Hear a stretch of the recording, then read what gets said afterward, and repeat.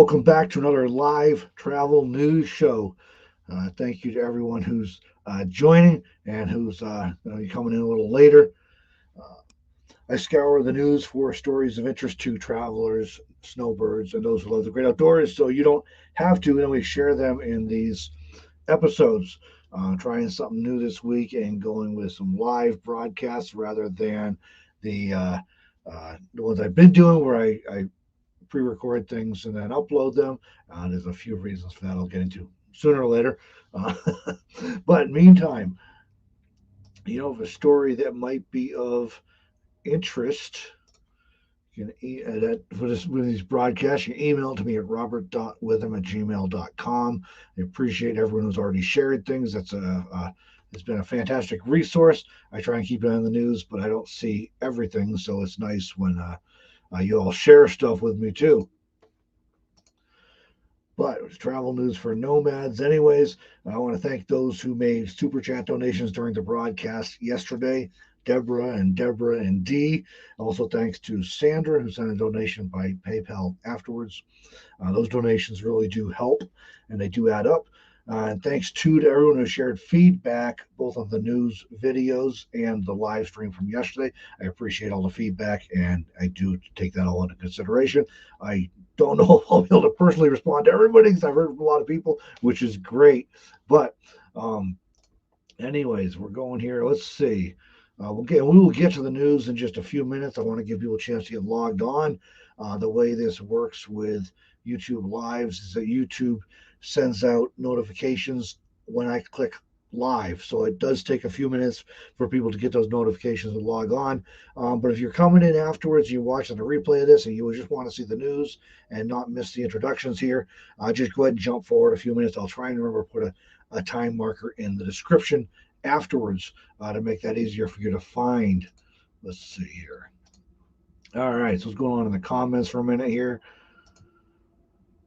Yeah, thanks for joining and yes, I do. Deborah's mentioned here I do have what I try to do is every news video I do, I try to post my notes and any links on my website, so you can go and check that out if you want more links. And after this episode is done, I will do that again for this episode and have a link for that in the video description. My mother here, my folks, and my niece Rachel are traveling across the country mostly. They're on their way out to Wyoming, so looking forward to seeing them in a few days when they get here. And they've apparently got some warm weather out there still too. So, and New York may not be as big as Texas or some other states, but it's a pretty big state. As you're going across, it takes a good 6+ hours to get across New York. So that's even though they started this morning, it takes a while. The real killer is when you're going east, though. You're out here at a speed limit of 75, 80 miles an hour on the west. And as you're going east, the traffic's getting heavier. The roads are kind of getting narrower. The speed limits are getting slower. And then your final state, for me, I want to go home to like Eastern New York, upstate Eastern New York. And so you go like this 6-hour drive and the last state. So psychologically, it's just like, we're never going to get there. And the one before that is Pennsylvania, which you're only for like 45 minutes up in the Panhandle. So, yeah, seems like it takes forever to get through. Pat in the Hat, thanks for logging on. And Christy, thanks for joining. And all kinds of people logging on here. Thanks, everybody. Oh, Pat's in New York, south of Bennington, Vermont. Oh, you're not too far from where we all used to. I have a lot of family out there. I lived there for many years, just across the state line in New York from Bennington or Shaftesbury. So, yes, thank you for that, Deborah. Yeah, I do appreciate all those. Let's see. And yeah, that's the other option there for those who do want to make a donation, like Sandra did. Appreciate that. All right, Richard, good afternoon. All right. So we're going, let's see, what have we been? 5 minutes in here. Okay. I'll go ahead and kick off with the first news story. I'll get started with that. And I'll try and move to the news sort of quick so that people who come in and watch this as a replay can get the news, but I will definitely be coming back to comments afterwards too. First story we got out there, Colorado ran a story this past week about a dog being bitten by a rattlesnake during a hike in the Manitou Springs area on Waldo Canyon Trail. Now, there's um, a dog being bitten by a rattlesnake during a hike isn't necessarily news itself, but this one does have some interesting. This story has some good tips in it, I think, for keeping your pets safe on the road, and it highlights something that a lot, it's easy to forget about until something goes wrong. Is that things can go wrong. Having worked in emergency medical services for, I don't know, 5 or 6 years back in the day, I always used to say everything was fine until it wasn't fine, and I say that because I had so many times I'd pick somebody up on an emergency call, and you're asking what happened, and the story might vary, but the gist of it was so often the same thing of everything was fine, and then all of a sudden it wasn't fine, and that's kind of yeah. So that's kind of a thing here with rattlesnake situations. And I got a few stories, by the way, from Colorado. Most of them are not necessarily specific to Colorado. They could have been anywhere. It just was a coincidence. Um, well, anyways, this article from Out There, Colorado, also points out the risks to pets in rattlesnake country, as well as steps that pet owners can take to keep animals safe while out hiking.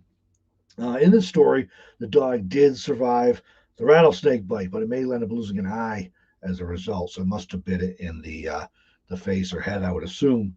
Um, anyways, this was after the 70-pound dog was carried more than 2 miles back to the trailhead and rushed to a veterinarian.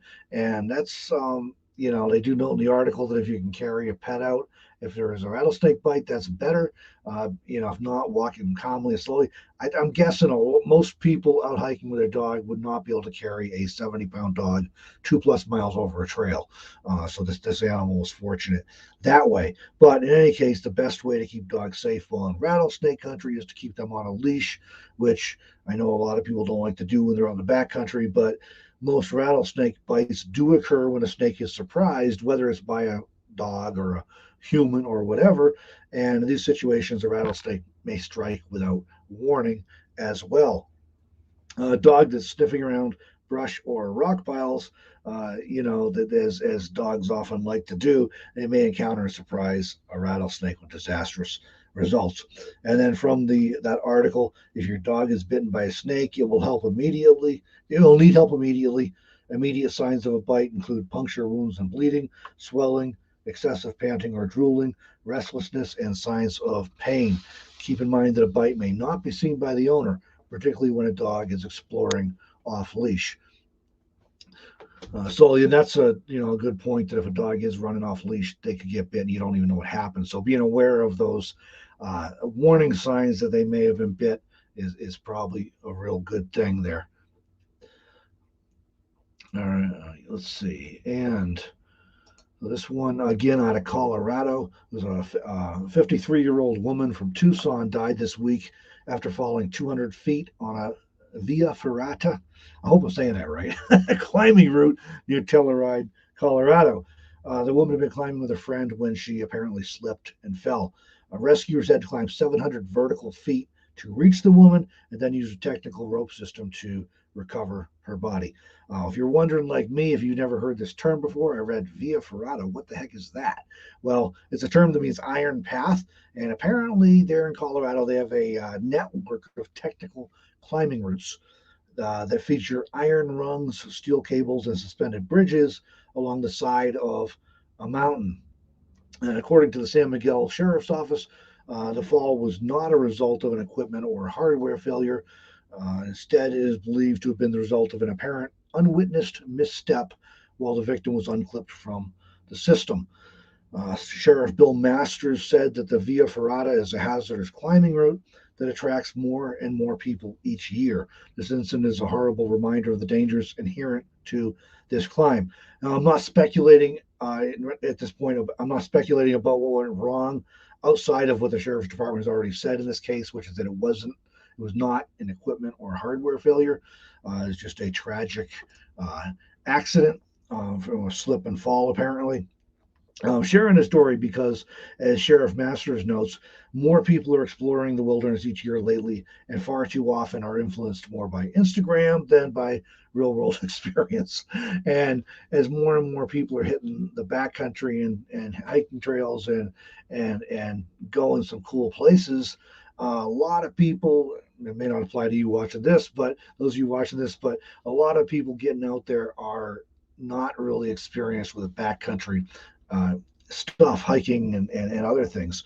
And spending time in nature is a wonderful experience that provides many benefits for all of us who do it. But the wilderness and national parks, of course, they're not a theme park with nearly foolproof safety mechanisms built in to protect visitors from themselves. And the wild places in this world, stuff like oceans, mountains, and deserts can be incredible, but they can also be incredibly unforgiving. One small mistake in the wilderness may have fatal consequences. And the other thing to note there is that help is a long ways off when you're out in the wilderness. If you have a cell signal or if you have a GPS device to call for help, um, you may still be waiting hours. Like in this case, this woman fell 200 feet and nobody could reach her. And then when the rescuers did get there, they had to climb 700 feet over technical 700-foot technical climb over some crazy vertical terrain to get to her. So you just have to be careful when you're out in the backcountry. And I'm not singling out saying this one person did anything wrong. It's just a terrible accident apparently, but it does bring up that I've heard a lot of these this year. I guess is the point. A lot of people falling off of places that are high and steep and dangerous, and you know we still have to be careful. We're on the backcountry because it's unforgiving and help is a long ways away. And here's the fun one. I got another one, fun one out of Colorado. This is my favorite from this news video. All right, you've probably heard many times you should lock the doors in your vehicle when it is unattended to help prevent opportunistic thieves from stealing anything inside that is not bolted down. Well, now you can add bears to that list of opportunists as well. Colorado officials recently issued a warning to residents in Estes Park,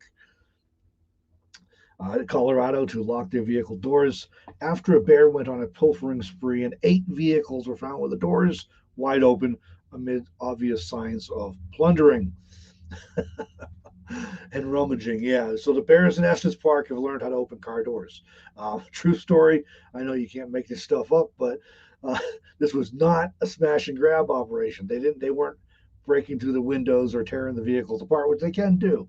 But all of the vehicles in this case had unlocked doors, which allowed the bears to open the doors and rummage through the vehicles. This is like something out of Yogi Bear, I swear. Yeah. Anyway, Colorado Parks and Wildlife said that the bears will not just go to vehicles with food or odors in them, which is what we all worry about. If you have food in there, or if you had food in there, will they smell that? And of course, they can smell it. But in this case, they're not going just to vehicles with odors. They're literally going vehicle to vehicle in search of unlocked doors. That's straight from Colorado Parks and Wildlife. But once the bear is able to open the door, it rummages through the vehicle looking for food. Advice from Colorado Parks and Wildlife: make it a routine to lock all of your doors and windows for both your vehicle and home. This is for your safety and for the lives of these amazing and resourceful creatures. So that's my favorite story I came across this week. Um, yeah, smarter than the average bear for sure.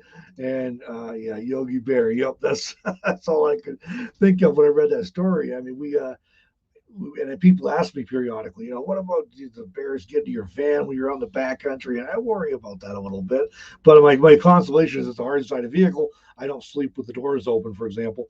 And, then you can always drive away quick if you need to, if you can't scare them off. But this case, they're going door yeah, you're on the backcountry. Imagine that. You're sleeping in the middle of the night. You've got to lock up, and a bear comes along and opens your door. That's that's a neat trick. Yeah, there goes Yogi and Boo Boo again. Oh man! All right, so that was that's my favorite story. That's too funny. Um, yeah, those of you who like travel, like foliage, I love foliage. I'm a Yankee.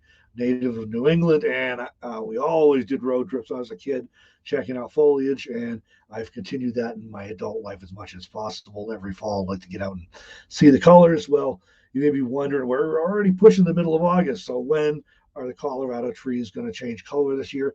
And I'll try and find a more broader focused review for more of the country for an upcoming video. But saw this one this week. That's some good all around tips for foliage changing. Again, this one comes from out there, Colorado. Normally, the foliage in Colorado peaks in mid-September to mid-October, so we're potentially only a month away, 4 or 5 weeks away from color starting to peak in Colorado. But the article highlights 4 factors that affect when Colorado's aspen trees turn golden. The first is location.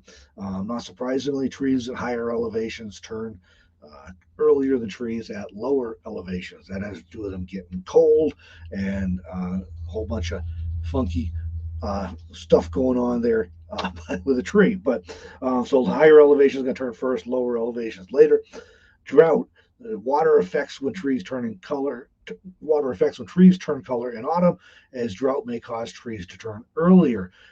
Eastern Colorado is not so bad this year, but Western Colorado, west of the Rockies, had quite a lot of drought this year, and so that may affect the foliage there, may make it a little earlier than normal. There are times when trees have started turning in Colorado as early as August, apparently.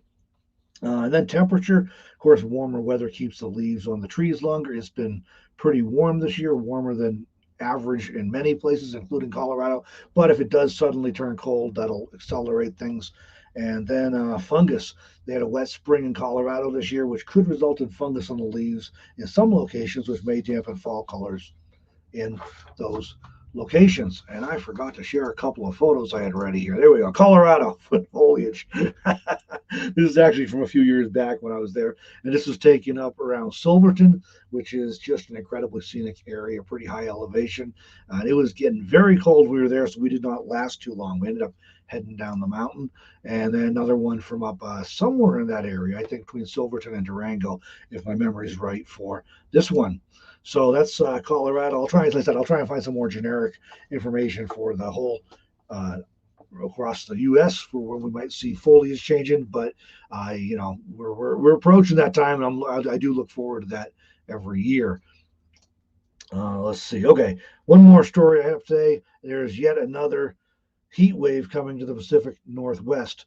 The Pacific Northwest, of course, saw record temperatures and heat waves earlier this summer. There were unfortunately quite a few people did not survive the heat waves up there. Well, now the region is being hit by yet another heat wave with triple-digit temperatures today, tomorrow, into Friday. Temperatures are likely to be above 100 for at least 3 consecutive days, peaking on Thursday at 105. These heat waves are particularly problematic in the Pacific Northwest because, unlike places like Arizona or Texas, where pretty much everybody has air conditioning, a lot of homes in the Pacific Northwest do not, because it typically is fairly moderate there. And so when they get these heat waves, it's really rugged, especially when it lasts multiple days. It's also applicable to for nomads, since a lot of RVers and van lifers like to spend time in the Pacific Northwest during summer. It appears the heat wave is moving east. For those of you who are a little more inland, because we're in northeast Wyoming, we're supposed to be in the 90s again through the weekend, then before it cools down. But at least we're not topping 100 degrees like in the Pacific Northwest anyways. So let's see. Richard says he had a black bear in his Jeep once in Flagstaff. No kidding. I have not seen bears in Flagstaff, but that's interesting. Oh man. Yeah, if you don't do doors on the Jeep, that doesn't give you much to work with there. Yeah, that's always my consolation when I was in bear country with the van, was at least I could shut it up, and they may make it do some damage, but at least it'll keep me safe till I can get out of there anyway. But oh man. And yeah, the dirty S word, that won't be too long off either, I'm sure. It's been so hot so many places this year that you just keep thinking, when is this going to be over? And all of a sudden it's like, oh my gosh, we're coming into fall already. It's going to be fall before long. So there we go. And Deborah's saying beautiful photos, and Kim making the same comment. And Pat and Half, beautiful photos, but hard to think about foliage changing this heat. Isn't that the truth, boy? Here, I'll pop these photos up one more time. There's just two I have from that trip, and Deborah was with me that time, and our friend Curtis and Bob Wells. We were all traveling together, and went through Ridgeway and Ouray and up into Silverton, and then we were there for a bit. Bob stayed up on the mountain, and I knew it was snowing and sleeting and nasty and cold, and so Deborah and Curtis and I all went down to Durango and found a nice campsite where we could be a little warmer. And I drove back up when I needed to help Bob with some stuff because we just didn't want to stay up there anymore.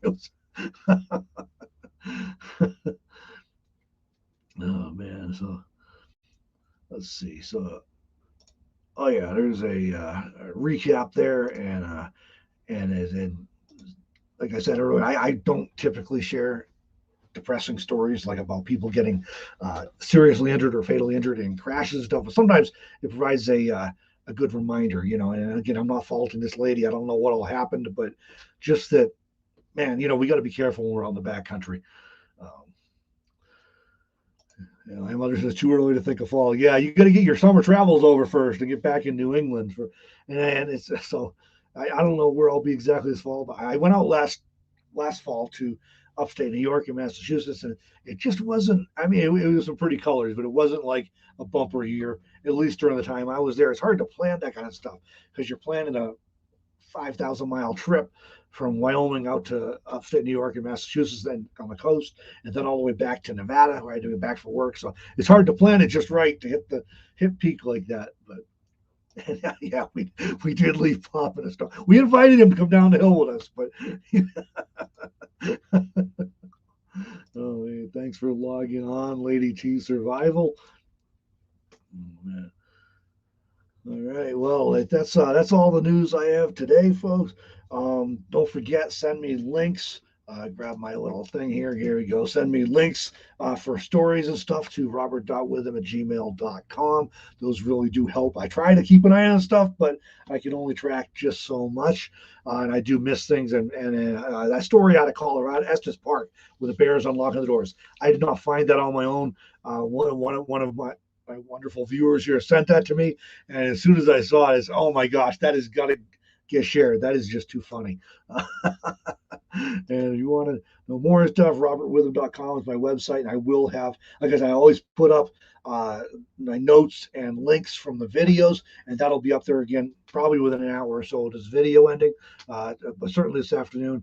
And when it does happen, I will put a link in the video description below as well for everybody coming in afterwards. So I'll check that out.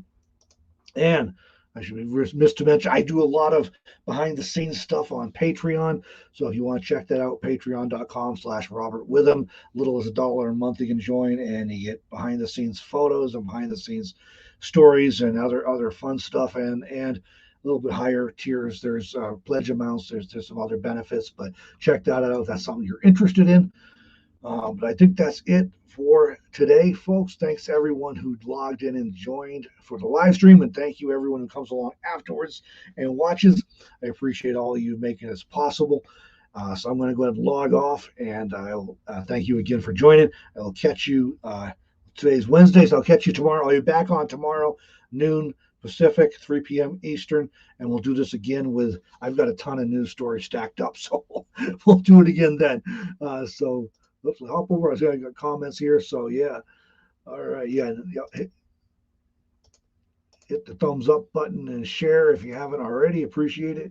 And again, thanks everyone. Yeah. Same time, same time, same day. Yeah. Same time, same place. There you go. Same time, same travel news channel. There we go. All right. noon Pacific, 3 p.m. Eastern. Don't ask me what the ones in between are. All right. Thanks everybody. We'll catch you in the next one.